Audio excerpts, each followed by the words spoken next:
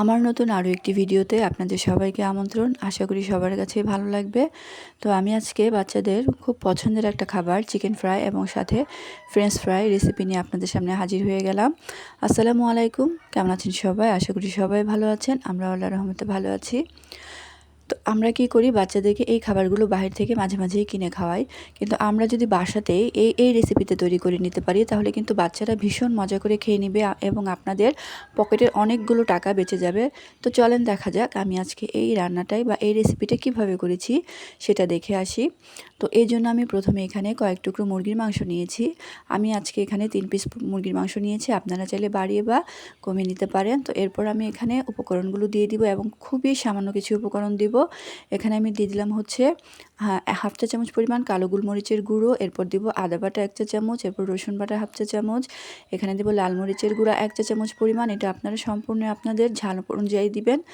তারপর দিব হচ্ছে ধনে গুঁড়া 1 চা চামচ, জিরা গুঁড়া আধা চা চামচ এবং গরম মশলার গুঁড়া হাফ চা চামচ। এরপর দিব পরিমাণ মতো লবণ এবং খুবই সামান্য উপকরণ দিয়ে দেখতে পাচ্ছেন। এরপর আমি দিয়ে দিব হচ্ছে একটা লেবুর একটা সাইড থেকে আমি কেটে নিয়েছি। তো এই লেবুর রসটা আমি পুরোটুকু এখানে দিয়ে দিচ্ছি, আর লেবুটা অবশ্যই দেওয়ার চেষ্টা করবেন। তো লেবুর রসটা দেওয়ার পরে আমি এটাকে খুব সুন্দর করে মাখিয়ে নিব। আর এটাকে হাত দিয়ে মাখানোর চেষ্টা করবেন, কারণ চামচ দিয়ে এই জিনিসগুলো মাখানো আসলে অত বেশি ভালো হয় না।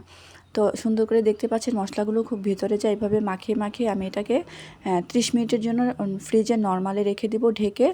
আর আপনারা চাইলে একটু বেশি সময় ধরেও রাখতে পারেন।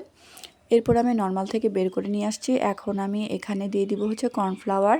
এখানে আমি 1.5 টেবিল চামচ পরিমাণ কর্নফ্লাওয়ারটা দিব। এরপর দিব হচ্ছে এখানে আমি আটাটা দিব হচ্ছে 1 টেবিল চামচ পরিমাণ। আটার পরিবর্তে আপনারা ময়দাটাও দিতে পারবেন। এরপর দিয়ে দিব একটা ডিম। তো এবার আমি আবার এটাকে খুব ভালোভাবে মাখিয়ে নিব।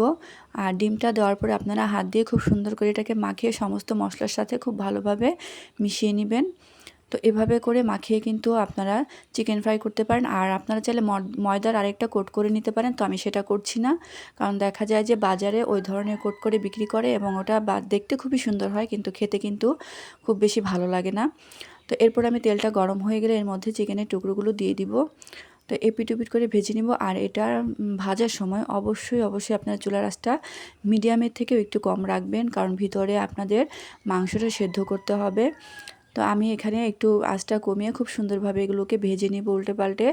আর ভাজার সময় দেখতে পারবেন এত সুন্দর একটা স্মেল বের হয়, মনে হয় যেন একদম রেস্টুরেন্টের স্বাদে হয়ে যায়।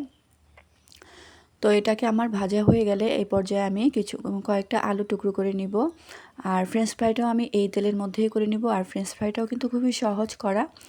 তো দেখতেই পাচ্ছেন আমার চিকেনটা কিন্তু ফ্রাই করা হয়ে গেছে। এরপর আমি তেল থেকে এটাকে তুলে নিব। আর এই তেলেই আমি ফ্রেঞ্চ ফ্রাইটা করে নিব।